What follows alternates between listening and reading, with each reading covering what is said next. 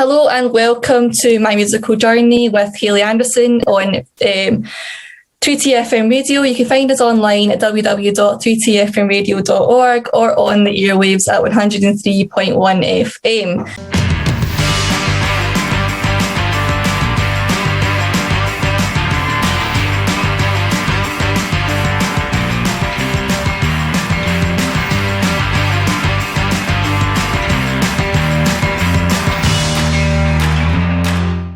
I'm joined today by Binky Blue. So would you like to give yourself an introduction, guys, and tell us who you are? Yes, my name is Jared. I am 20 years old, and this is my wee sister, Rihanna. Hello. 17. Yep. We're from Stewarton in East Ayrshire. We're living on a farm just outside Stewarton. So that tells a wee bit about our music and what we do. We play traditional music and a little bit of like electronic stuff that we're starting to bring in some of our new tunes that we're making at the moment. We do a lot of ceilidhs and weddings, and we've not had a lot of performances lately because of COVID. Yeah, everything's been online. Yeah, all online concerts, but that's what we've been Normally ceilidhs, weddings, and the odd concert. So is music being part of your life since you were really young? How did it come into your life, in childhood and stuff? Well, our parents actually play instruments. Well, our mum does. She has brought us up since we were babies in the folk scene. We used to go to folk festivals every single year. So it's been in our life, our whole lives basically. Yeah, mum plays the banjo, so she was quite determined to get us on instruments that could be used for traditional music as well. So I had to grow up listening to the banjo and going to pubs and sessions all the time. So yeah, pretty much as young as we can remember. I know it's a bit of a cliche, but it was growing up in the sessions pretty much. Yeah. So what instruments do you play then? Is there a list? Well, there's some that we play well and there's others that we kind of make noises on. But my first instrument is guitar. But I also play a wee bit of flute and whistle. Not very well. Not practiced it in a while, definitely. You're good at bass guitar as well. It's pretty much the same as the guitar. Yeah. And I play fiddle. Fiddle is my main instrument. I also play silver flute, but that's, not up to the same standard. So he's a part of the school concert bands in school, primary, high school, whatever. Yeah, that's actually where we started our flute. Flute was with the school band, got a wood band at our school, Stewarton Academy. I was very close to trombone at school, but I was determined. My mum had persuaded me to go for flutes because she says, "Oh, you can play traditional flute or traditional music on your flute as well." And when I got given trombone, I was like, "Oh no, it's going to be a nightmare to play anything other than trombone on this." So I went to the folk that were listening to us to pick which instrument we got, and they told me that I got the same score on the flute as the trombone, so I could switch if I wanted to, and I jumped on that as soon as I could. And then ended up being one of about 3 flutes that stayed on, because the minute we got to high school, everybody dropped out of the school band, so it was me and a few other people that had stayed on, so I think they're quite glad that I had switched early on. And you're also playing flute in the band as well. So was it really your mum and dad then that got that passion? Were you playing with them since you were young as well? Oh yeah, still do. So our mum is the only one that plays, but we also have aunties and uncles that play instruments. Our uncles on mandolin, and then we've also got another fiddle player on our side, and they all play piano. So our whole family is very musical. We've grown up with, and all our cousins as well play brass and sing. Yeah, so our whole family's right there. So it's Stewarton Academy you went to then, yeah? Yeah. For the first 5 years of high school, I went to Stewarton Academy. And then I went to a music school called Plockton, or it's Plockton High School, and they also have a course in music. So it's known as the National Centre of Excellence in Traditional Music. And I auditioned there in 2017 and got to spend my 6th year up in the Highlands. And Rihanna is just auditioned and just had her interview. And I think she finds out tonight if she's got in or not. So Oh, we're waiting. Good luck. Hope you get it. Thank you. That'll be for my Except this doesn't get broadcasted tonight, so we'll know by the time that this is out whether or not. So it's either we'll be celebrating tonight or we'll be dying with misery. We'll follow up with you, like we're praying for you. We're hoping it's there. Yeah. So what is it you do now, Jared? Are you at university or college? I'm at Strathclyde, doing something completely unrelated to music. I'm doing product design, which is another interest of mine. But I suppose it's another way of being creative and making things, and it's still quite interesting, even though it's nothing to do with music. And I'm still sorry. I think we're going to your first song then, is Kildonan. So do you want to tell a bit about that and where it came from and the passion and interest behind it? So we wrote Kildonan in Arran over lockdown on the beach. Actually, it was Kildonan Beach. Kildonan Beach, yeah. We had a wee bonfire and what were we actually doing? Just like watching the stars and just chilling out for the evening, which is really nice. Written the tune back in the cottage. There's a wee cottage that we go over to every year, and we've written that tune. I think we'd written half the tune in Arran. Where did we write the other half? When we come back home and I finished it off. We'd written the first part of the tune in Arran, and then we came home and wrote the second part. But it was inspired by the beach, so yeah. A lot of the EP is actually inspired by Arran and local areas to us, so a lot of different places that we've been and done.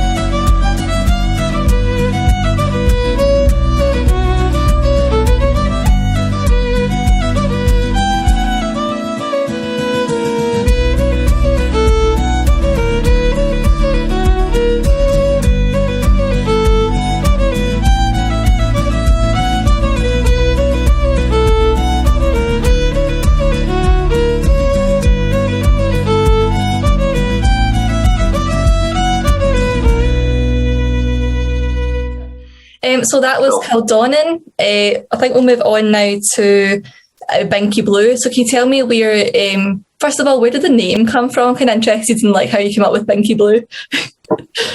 Right. So the story for the name, it was partly a rushed decision and partly a coincidence of how it came about. So there's a pub in Ayr called the Twa Dogs, and I had been asked to go along with a friend to play. Rihanna wasn't allowed to go because she wasn't 18 at the time. They didn't let anyone under the age of 18 play. I'm not 18, so I mean... I still couldn't play there.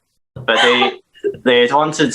At this point, I didn't have a group or a band or anything like that, so I went along with a friend. We played a set of tunes, and they wanted to know a name.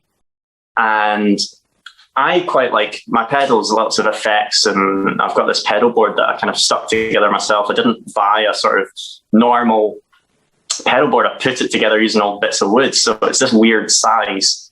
And I wanted to find a case to put it in, but everything was a fortune. So I went to this, I think it's called Glasgow City Antiques. It's in Glasgow. It's just they've got everything from like couches to wardrobes to posters. And I went in, there's this old blue suitcase, and it was a £5. I thought I'll just get it. It looks about the right size. I hope it will fit my pedal board in it. And I come home having bought this blue suitcase, and the board fits absolutely perfectly into this suitcase. I thought, oh, that's brilliant. So we're named after an old blue leather suitcase. Yeah.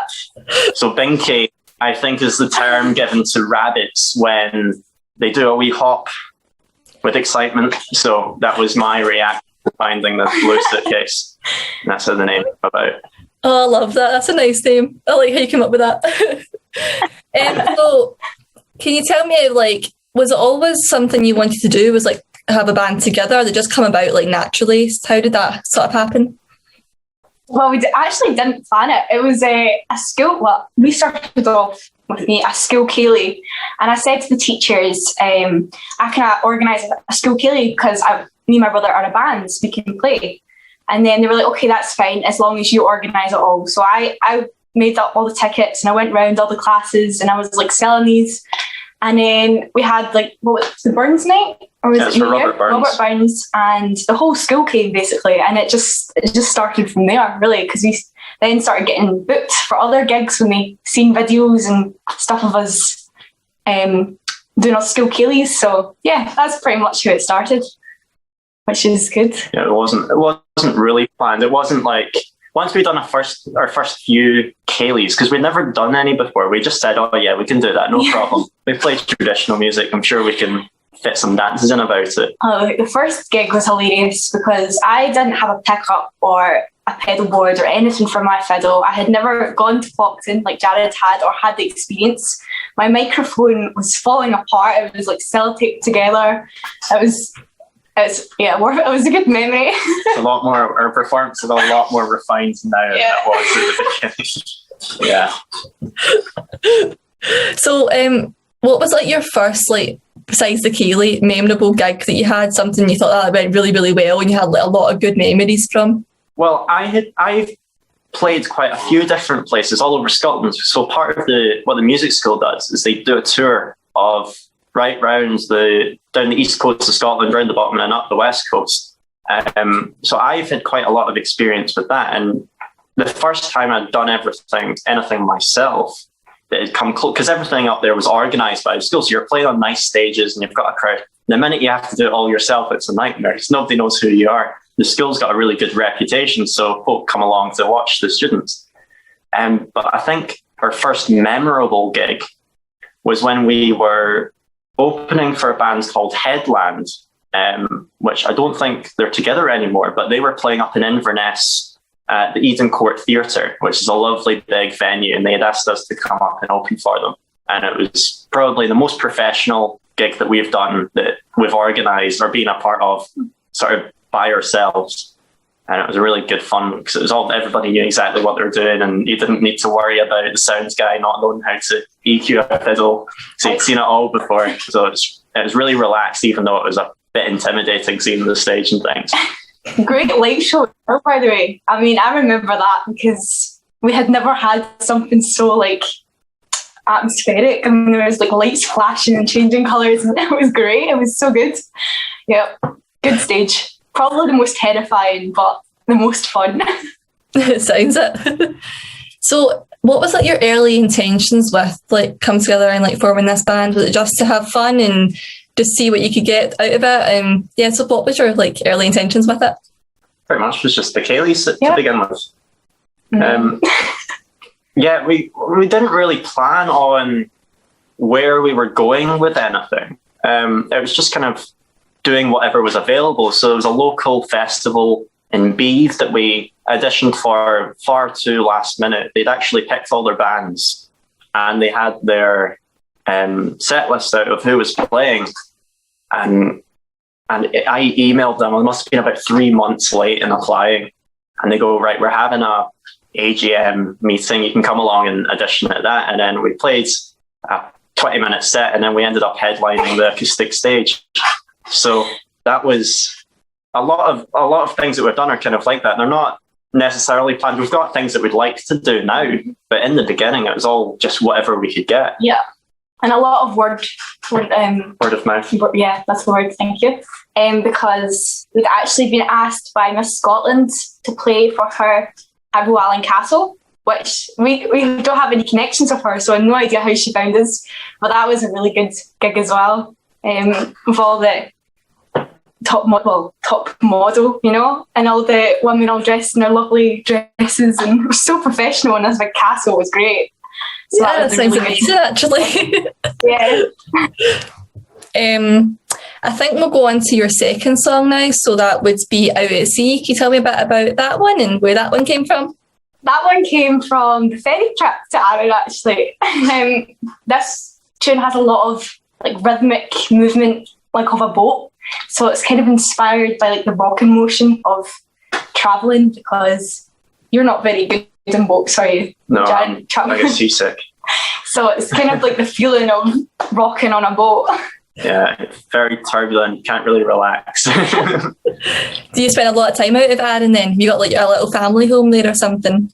No, but we've got friends. My mum's got her flatmate when she was younger, when she was studying, lives out in Arran. So we'll go over each year and we'll visit them and stay for a few days. Mm-hmm. So yeah, we'll go annually, but it's not. We don't own anything over there. No worries. Well, this is Out at Sea.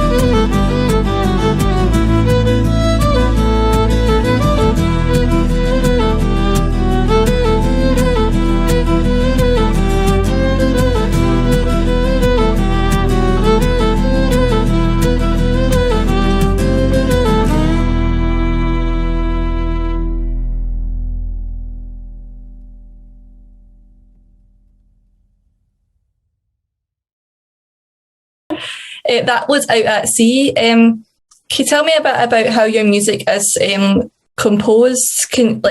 Who comes up with like the tune, and how is that what's the process of that like?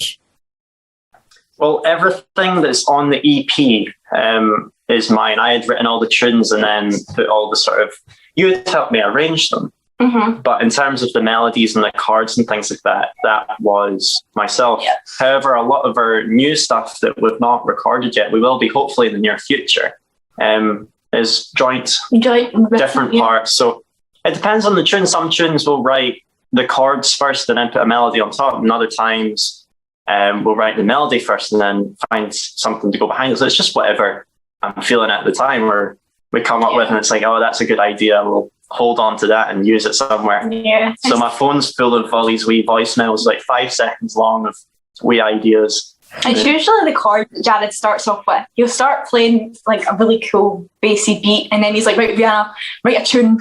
And I'm just like, I can't think of anything, so he'll start writing. Yeah, I get Rihanna. And then he'll write something, I'll learn it, and then he'll change it. And it's just like, stop doing that, because I can't. Yeah. So it's all like mix and matching pieces together. And Rihanna, I've learned the tune, I've rewritten the part and not told her. Oh, by the way, it's the thing. Is it a fun process or a stressful process, or a bit of both? Bit of both. A bit of both, yeah. Sometimes it falls out.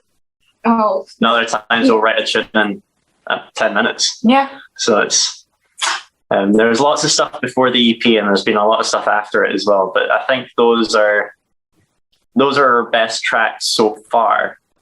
Also our most traditional. The ones that we're currently writing are more like dance music. Yeah, there's a lot of like electronic influences, because traditional music, I had gone through high school listening to rock music and indie music and playing a lot of Metallica and sort of guitar heavy, like riff based music, and because it's fun to play in the guitar. And then towards the end of high school, I was really into sort of dance music.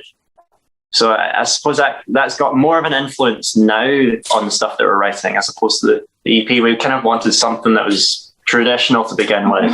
So that's kind of our starting point. And I think everything else that's coming afterwards is a bit more experimental and a mix of styles. Yeah. Was it like a conscious decision not to have like any like lyrics, or was it just something you decided like, oh, we just wanted to do it very traditional and very like just music? Well, the styles or the bands that we listen to, traditional music is mainly melodies. So any singing, quite often it doesn't have lyrics. So you sort of lilt a tune, but you sing the tune rather than lyrics. I suppose there's styles of songs, because like sea shanties, which we're about right now, actually a big trend. A lot. Another like traditional style of music. It's just a lot of like Irish and Scottish music is melody based. So you'll play it on the fiddle, you'll play it on the clarsack, and it's not lyric. There's not a lot of there's no lyrics to go with it. Well, I mean, there is a lot of traditional tunes that are songs, but they're usually sung in Gaelic. So, and none of us speak Gaelic, so we can't really go with traditional like songwriting because we don't know the language. We were always asked to do songs, and we should probably do something in the future. But yeah, definitely, I think it's wanting to stay away from singing. Neither of us want to sing. No, we can't sing. Well, we can sing. It's just, in public. It's a bit. You can't really hide behind an instrument. I know. So maybe, I don't know. We've not experimented with songs, and I know there's a few people that have asked us and are trying to encourage us to do it. So we might give it a shot sometime in the future. Fair enough. I think your songs are lovely the way they are, by the way. So, yeah. Do you have any more like performances or that you like maybe are hoping to get in the future, like ones that are like your absolute goals or aims or whatever? Yeah, we actually had a few lined up for this year that we were hoping, or not this year, last year would have been over the summer. So we were hoping to play at Eden Festival, Belladrum up north, Hebkelt's another traditional festival. All the massive ones. Yeah, and then we did Celtic Connections at the beginning of last year. So we'd like to do that again. We were featured on the Danny Kyle stage, which is sort of the new bands. Anyone can apply for it, and they'll have a listen to you. And it's a bit of a competition, so they'll have some finalists each year. So I think we'd hope to do that again, definitely, because that was a good fun one. So yeah, we did have things lined up that had all got called off, unfortunately. But I'm sure because they're annual concerts or annual festivals, we can definitely do them at some point. It's not like they've gone forever. Yeah, in the future. So we'll go on to your third song, Little Rose. Was that another Aaron inspired one? No, that was written. That was written at the beginning of the first lockdown, so around about this time last year. And it's about missing people and wanting to be back with folk that you were seeing all the time. So it's a bit of a lonely tune. That sounds so sad. It's quite sad. We're laughing. We're laughing. Bad tune. Okay, well, that's as Little Rose.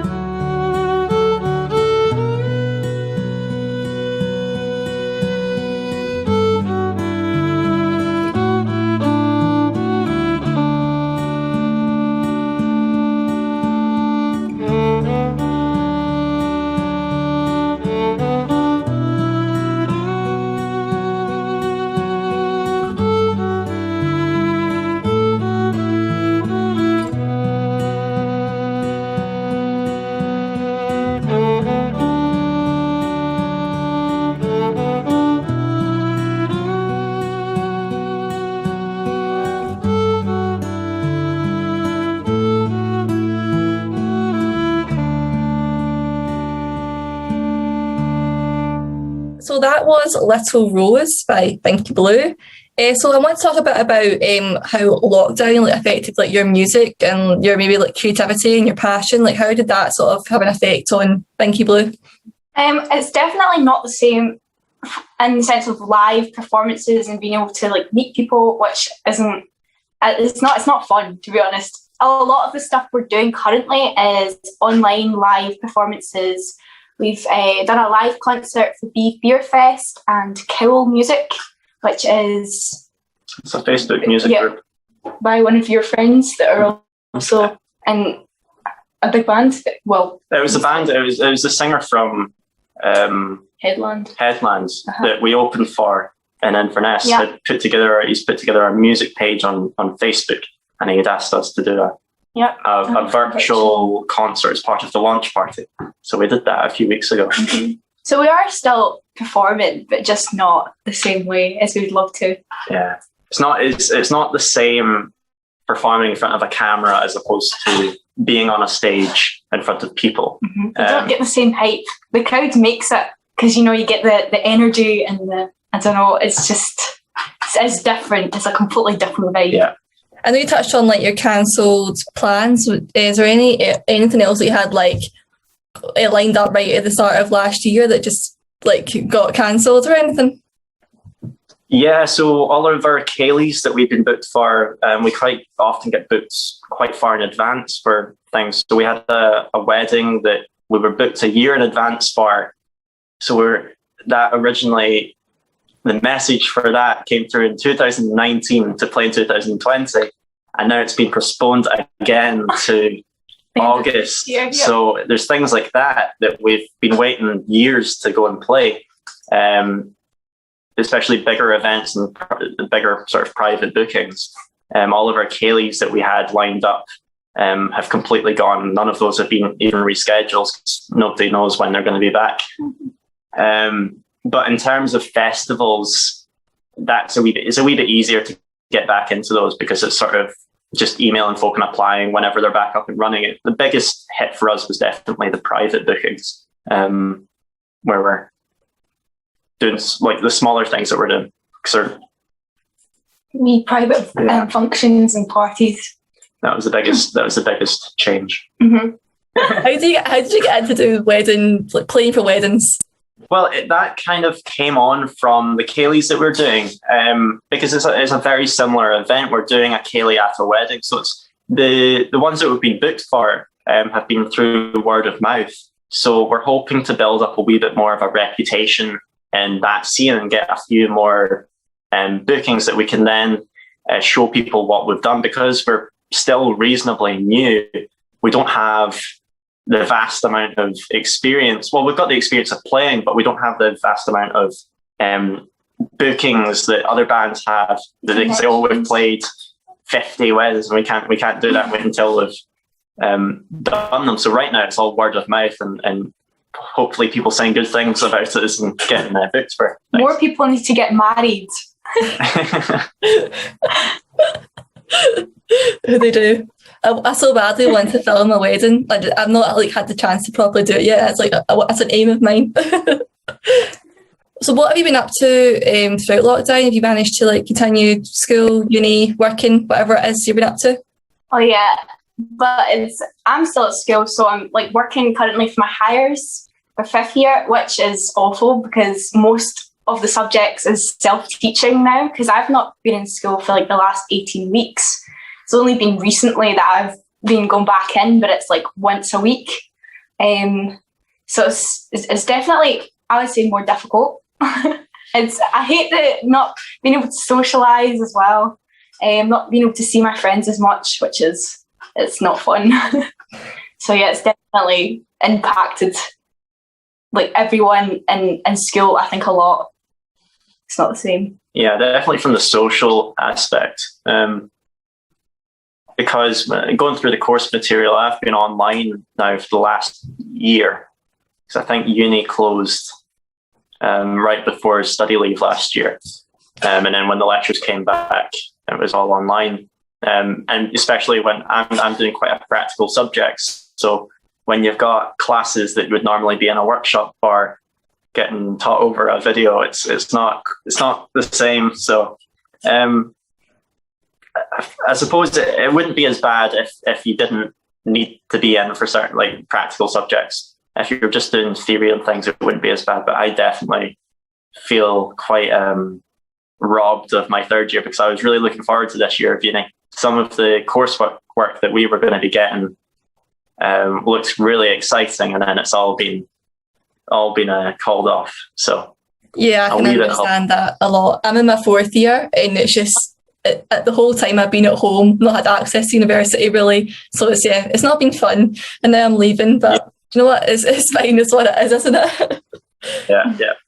So what are like your hopes and your goals or aims, whatever, with Binky Blue for the future, or even just after the pandemic, after the pandemic?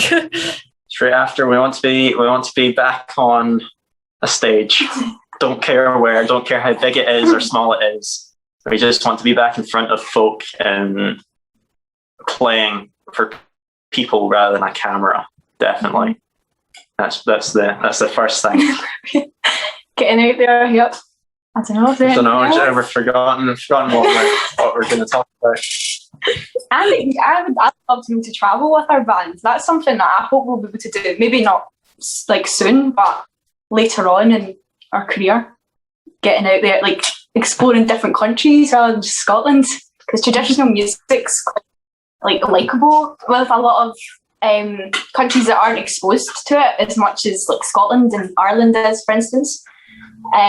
So it'd be really good to. There's a lot of countries that also do traditional festivals. So Canada's got a big traditional music festival, and so does Germany. I'm sure they've a lot of places in Europe have got traditional music festivals. So we'll have a wee look into that. But once we've kind of got our feet off the ground here in Scotland, I think we'll definitely be branching out to other countries and playing there elsewhere. That sounds good. So we'll go on to your last song, Chase. So how did that come about? I actually can't remember. That wasn't a focus point. Yeah, so some of these tunes were written at the very beginning of last year, and other ones have been written sort of throughout the year. When we're talking about tunes sort of happening in a day and other ones taking forever. So I think Chase was kind of pieced together with a number of different ideas. Mm-hmm. And Rihanna always said that it reminded her of horses running through. Cowboys. You hear it, it's like a chase. It's like a horse is galloping. It's named after Rihanna. Imagination. Thoughts, Rihanna's imagination of what when she listens to it. Okay, thank you. Well, that's his Chase.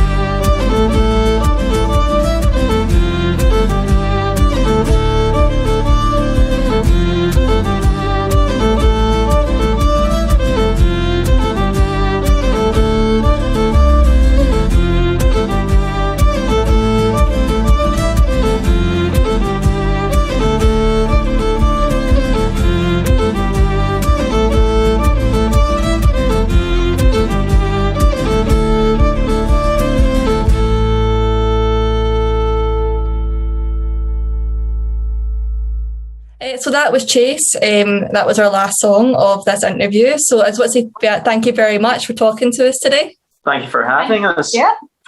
Really enjoyed it. So we've been 3TFM Radio, and thanks for listening.